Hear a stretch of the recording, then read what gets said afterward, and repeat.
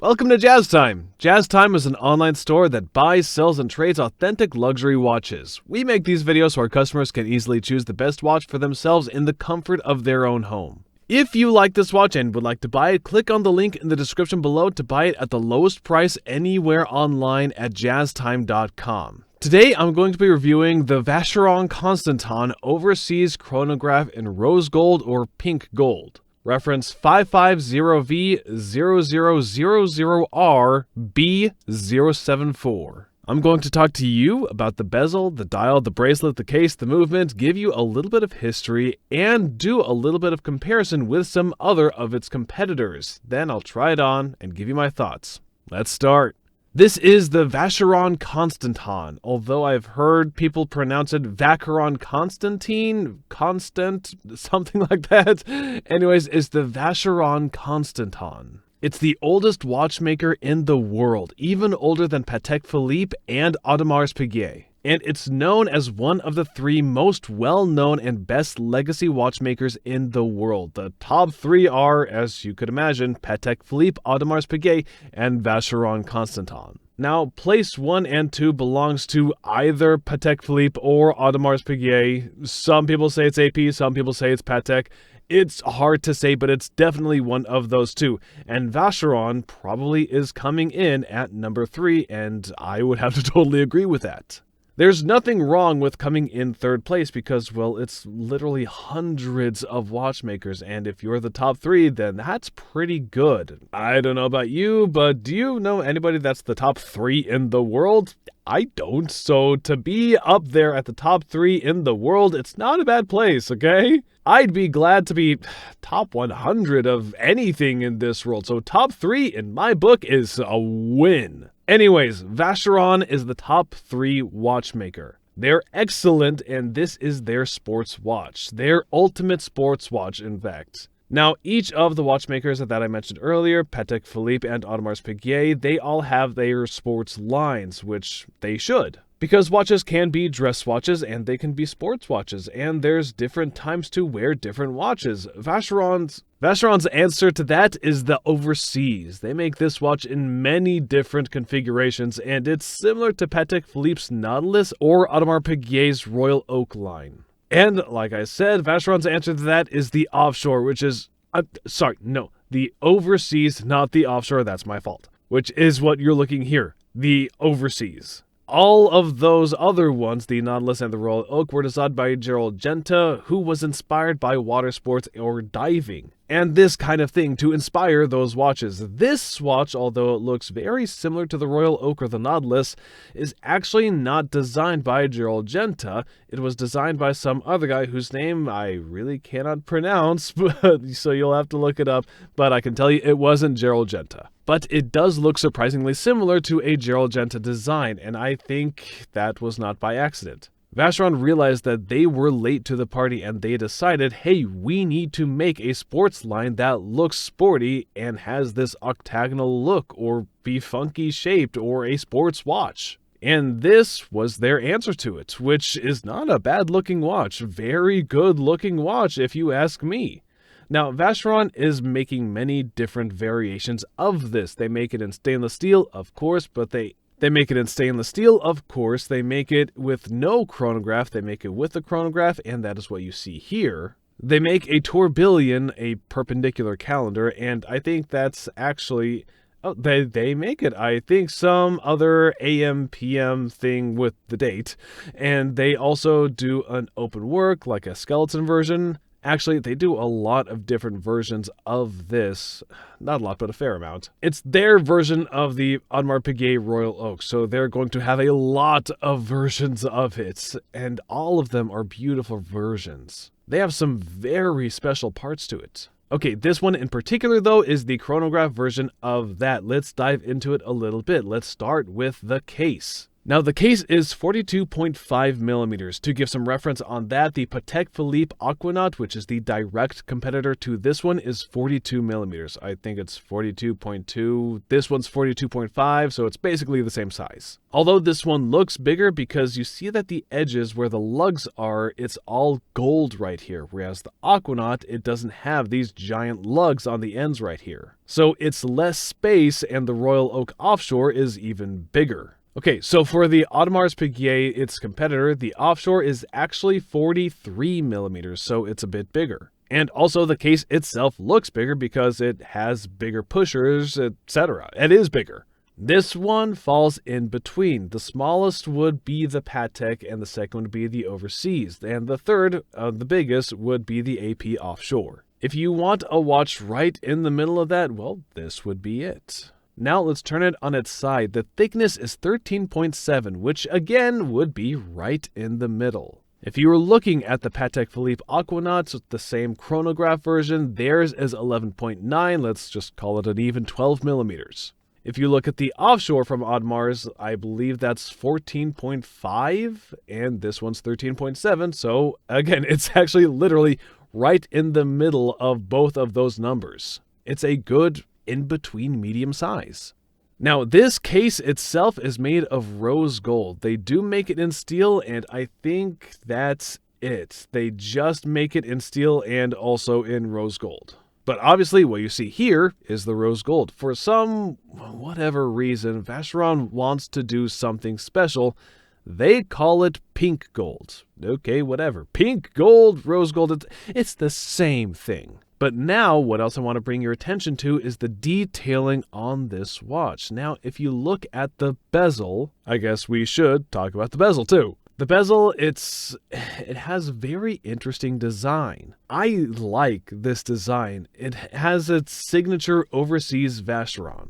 It has a high polish on the top, and if you look at the case itself, the top part of the case is a satin finish, and the edge of the case is a beveled or slanted edge here, which is high polish as well. It's done to perfection, and it looks quite nice. And if you look at the watch as a whole, just including the case and the dial, you'll notice that it's a very hard to mistake design. It's a very interesting design. It does, I have to admire it, look like an offshoot of the Audemars Piguet Offshore or the Patek Aquanaut, but it still has its own character to it. Just because something is derived from another piece of art doesn't mean that it's a copy. Vacheron has done a great job of making this watch what it is, and that it's not a copy. But it's like an answer too, right? Think about anything else in the world. The first SUV that came out, and then the next company, they made, let's say it's a Toyota, they made an SUV, and then Mercedes, they made one, then BMW, then Lamborghini made one, then Ferrari made one. Okay, they made a new class of watches called the SUV, but it's not like each brand copied the SUV off of each other. Each brand is making an SUV, yes, but they're not all copies of each other. Does that make any sense? In that sense, it's just a great line that Vacheron makes now, which is the sports line of watch. Anyways, the look is distinct in my opinion. Anyways, that's the case. Now let's move on and talk about the dial. They only offer this dial with this watch, this silver white dial with the rose gold. There's no other dial. Now, they may come out with something else soon. They may come out with, I don't know, whatever other dial, but in the chronograph, right now, they only come out with a silver dial, and I do like it. This silver white dial is very beautiful, and it opens up the watch. It makes it look larger, and it also, I can remind you that a white dial matches everything. Now, if you have a funky color, it's harder to make the dial match whatever your clothes are, so this is another benefit of it. Okay, now let's talk about the strap here. The strap, it comes on either this leather or it comes on rubber. You can easily interchange the straps with a quick change method, which actually I have to say the Overseas was the first to come up with this method. And then after that, who followed suit? AP, actually. Usually it's AP that's coming out with the first innovation of stuff, and they're coming out with the first one on the market. But in this situation, the Vacheron came out with its interchangeable strap first, and then almost 8 years later, AP came out with it in just 2023. And I bet you heard it first here, I bet you Patek Philippe will come out with its interchangeable strap very soon as well. Patek is usually the last to the party. They usually see what else is going on and then they follow suit. But anyways, you have to give it to Vacheron for coming out with this interchangeable strap, which allows you to customize this watch to make it either dressy in a leather or sporty in a rubber. That is the bracelet. Now let's move ahead and talk about the movement. Now the movement is a caliber 5200. It's a self-winding movement. It means it's automatic. It has 263 parts, which is a little bit on the low end if you compare it to the Patek Philippe, which has about 300 parts, and I believe the Audemars has about 300 parts as well. This one is 263, but you know what, to be honest, what difference does it make? It serves the same function. It's a chronograph. And whether you use a lot of parts or little, I'm not really sure that it matters. It has 54 joules and a power reserve of 52 hours, which again, 52 hours is right in the middle. Patek Philippe has theirs run about 45 to 55 hours, and this one is bam, right at 52, right in the middle. AP comes in, I want to say about 70. They blew everybody else out of the water. But who knows, Vacheron might update their model soon since it's been out since, 2016, something around there. And so that's it. The movement looks fantastic. Now let's talk a little bit about this movement now that you can actually see it in the case back. What pops out to me as being the special about this movement is first the rotor itself. It's made of 22 karat gold, which is not surprising because both AP and Patek use a gold rotor. What's so special about this rotor though? Well, it's not really special compared to the AP or Patek, but it's on par with them, which is not a bad thing because they're the number one and the number two in the world. What is special about this one though is that they use a sandblasting in the center. A high polish on these little star things right here, this emblem, I guess you would call it. And then the words Vacheron Constantin, or Vacheron Constantin, or whatever you would like to call it. And then the words Vacheron Constantin, or Vacheron Constantins. Then you will see it's high polished. And then it's sandblasted finish, and then it's a sandblasted finish around it. And then it's just expertly polished and finished. It does look fantastic. I wouldn't say it's any better, but I would not say it's any worse than AP or Patek. It looks fantastic, and those other ones look fantastic as well. And if you look at the rest of the movement, it just has these beautiful finishings, which is, I would say, is on par with both AP and Patek. Actually, I would say that the AP movements are a little bit better looking, at least to me, than this one. This is your classical finish. The AP has a little bit more cozy look inside, which I think just looks beautiful, but this one is also very beautiful. I would say that this is on par with the Patek movement. Both of them look fantastic, so you really can't go wrong with either of them. Okay, well, what else can I say about the movement? It's great, so whatever. Anyways, let's try it on and give you my thoughts. Oh, I forgot about this. I forgot to let it shine in the light. Let me shine the light right here on the dial. And so you can see it actually has a great luminescence. And what I like about the dial in this situation is that the index and the hands are coated with super luminova. It's a luminescent material that stores light during the day and then, well, it glows at night. It just looks fantastic, easily legible. Okay, moving on, let's give it my thoughts. I am 200 pounds, 6 feet tall, and as you can see, this 42mm watch looks fantastic on my wrist, as does the Patek and the AP.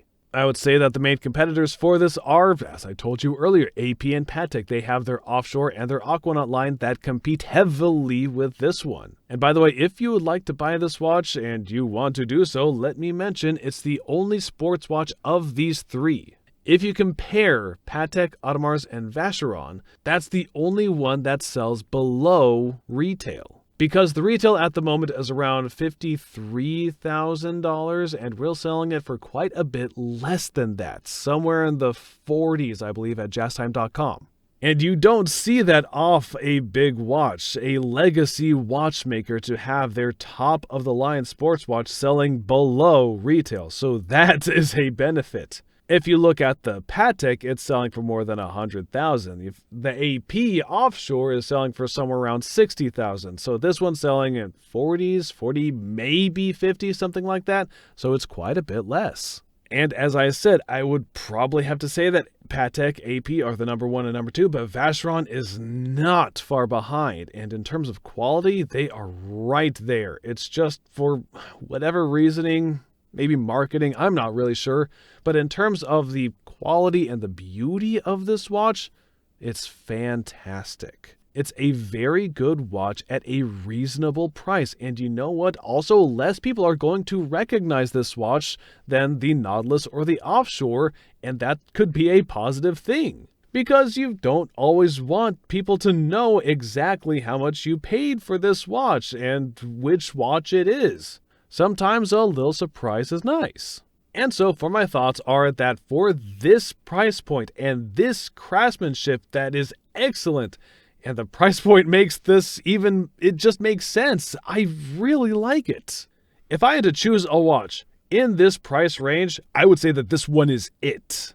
And if I was going to another price range, well, I might reconsider other watches, but in this price range, because you have to consider everything with price, it's a fantastic watch for a lot of good reasons. And if you're going to buy one Vacheron, let's say you don't have a Vacheron in your collection, then this would probably be it.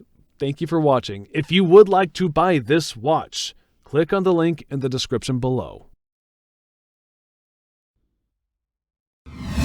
If you want to find out more about the watch you just saw in the video, you can just click below on Show More to see the full description. Then you can check the link next to model as seen in video, click on it and you will get to the proper page where you can see all the details. If you're watching on a mobile phone, you have to click on the arrow down on the right hand side below the video to see the full description. If you like this video, please give us a thumbs up. If you would like to share this video with your friends, you can use the share button below and share it on any platform you like. If you have questions, constructive feedback, want to tell us about some mistakes or misspeaks, just write a comment below. If you want to see more videos like this, you should subscribe to our channel and visit our channel page where you can find all the videos. And if you're interested in a specific watch brand, you can check out our playlists. If you want to check the price for a watch or want to buy one, remember at Jaztime.com you always get a steep discount, so you should check the prices with us. If you want to know the price for a specific watch, just go to Google, type in Jaztime, plus the brand, model and the details you're interested in, and Google will find the right page for you. Thank you for watching.